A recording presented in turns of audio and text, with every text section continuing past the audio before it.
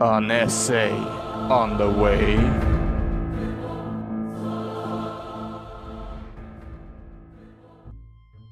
Hello and welcome back to my channel. I'm the Amastorian. Now I'm here with my sixth part of this essay. It's gonna be the decolonization. So we'll jump right into it. When it comes to the decolonizations, there are several factors to counter in. The nationalization had begun in Europe and had started to spread to the colonies. Ideas cannot be constricted by laws or boundaries by state or restrictions, only slowed down but not be stopped.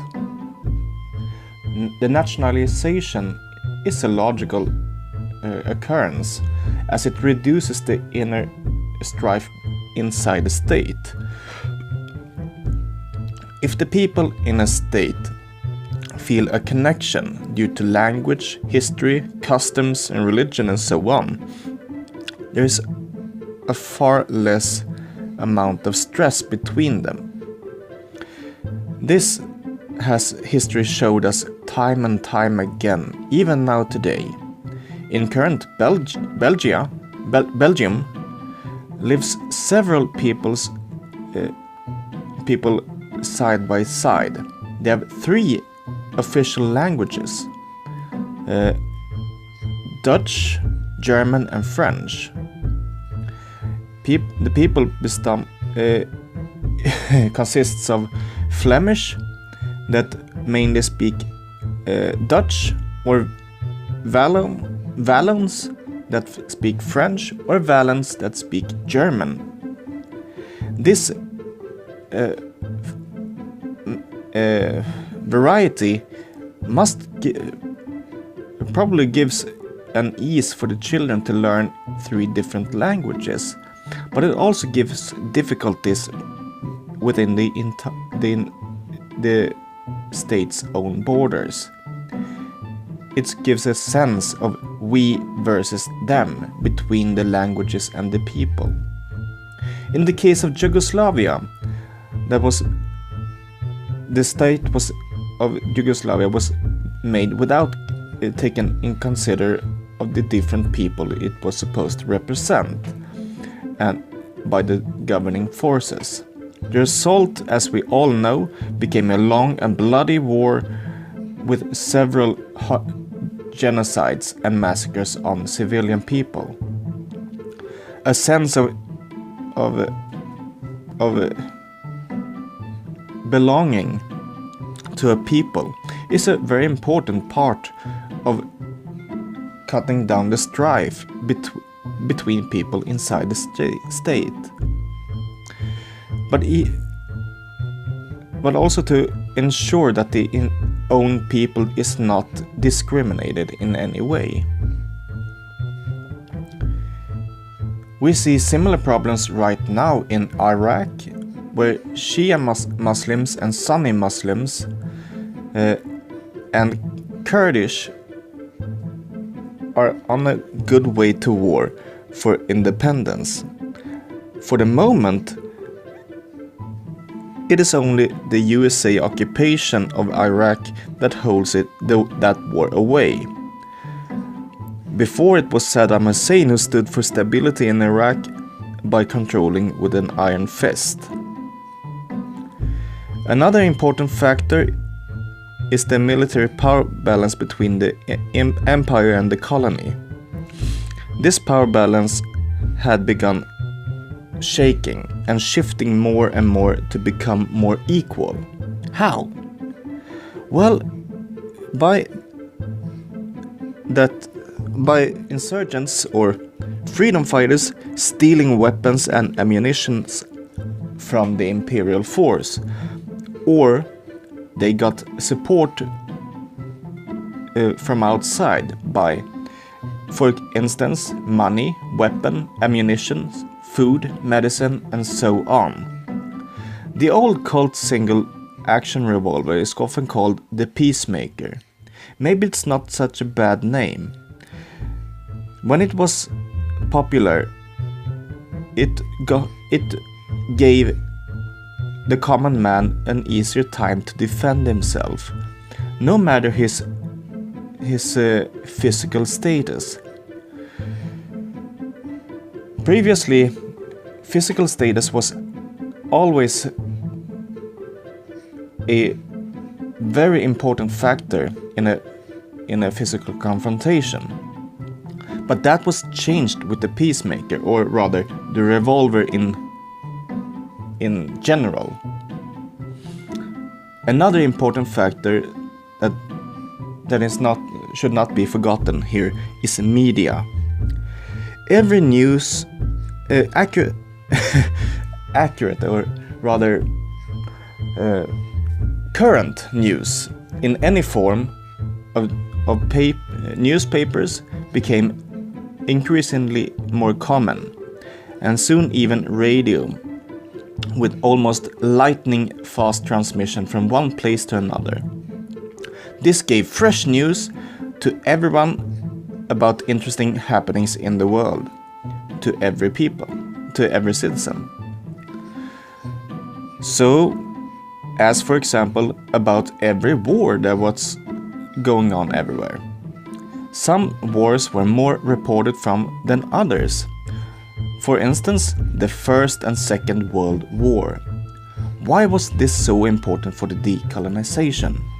Well, during the First World War, they had radio, even if only the rich could afford one, and the newspapers reported about how it went on the front.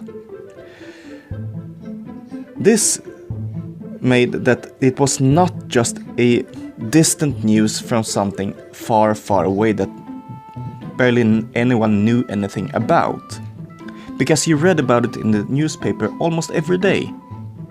You saw pictures and read descriptions about what was happening. This lodged in itself in people's minds. Gravely misjudged Sun Tzu's advice when the Second World War started.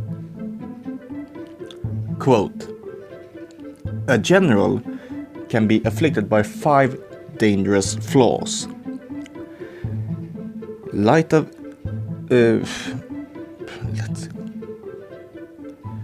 of mind that leads to destruction. Cowardice that leads to that he's taken capture. Bad temper that can be brought up by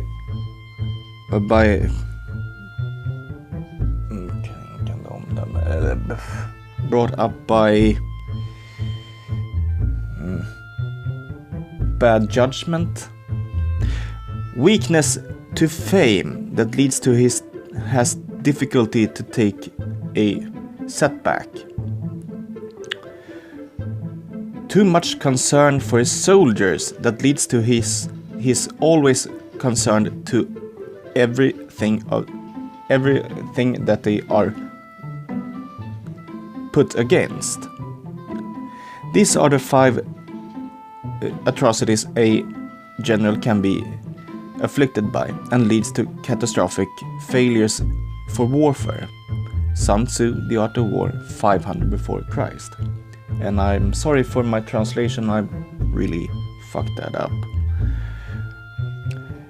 So which one of these flaws was it that the Allied suffered from when the Second World War broke out? For the first, the images from the First World War still were in their heads of the people, so damn hard that they didn't want to get into the fight. This gave the Germans the ability to pick off one country after the other, while the rest of the world just watched. So, cowardice.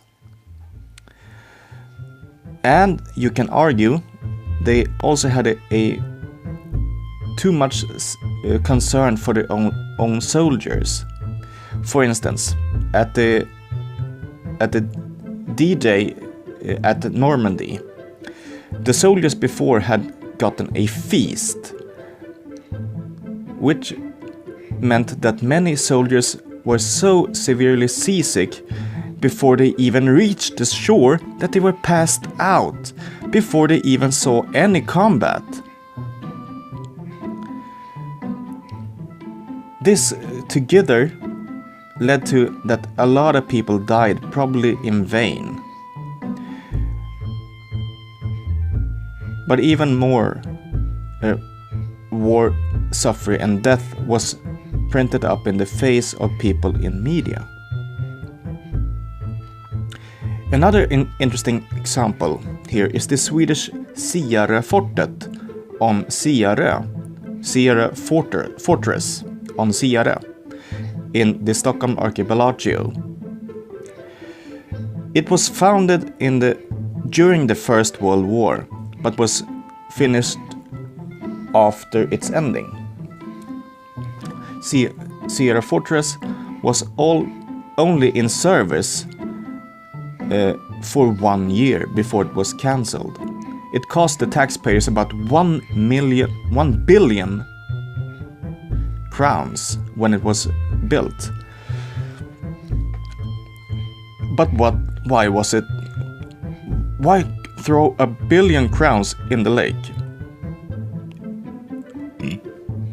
Sorry. There was several reasons. The first was it was in a way too advanced for its own time.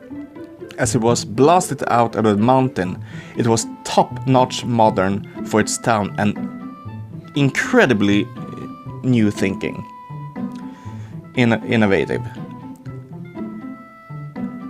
But it was also a great problem with that.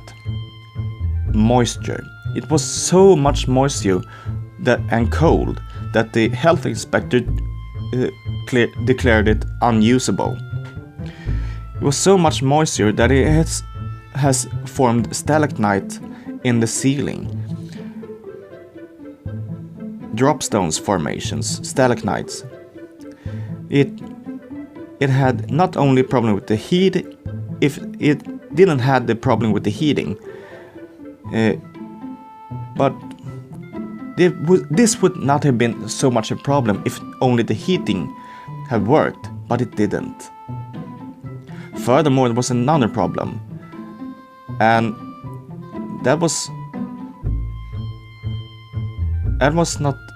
was the horribly unreliable cannons that was the fortress' main ornament. They were just not made to be on a fortress, but to be on a ship. They came from the beginning from the ship Svea, who had to donate its cannons before she was scrapped. Another problem was the small defensive cannons that they could not be aimed straight up to defend against an aerial attack. Sierra Fortress also had a chain of mines in the water to stop the enemy moving ahead, but they rusted badly and had to be scrapped. Another problem they had was that there had come a new weapon on the battlefield that was not taken into consideration when they designed the Sierra Fortress: poison gas. The ventilation shafts are too low and the openings are at the right size, so you can drop a canister of poison gas into the barrel. But all of these faults could have been put to right if you only wanted. With adequate armament and an active work to solve the heat and the ventilations, it would have not been much of a problem. The Sierra Fortress could have been in use still today, but instead it chose to put it to rest. Probably because of a deep unwillingness to invest in military power after the First World War's ending. And here I'm gonna cut short for a new video. So, see you later, bye bye. Thanks so much for watching, like and subscribe.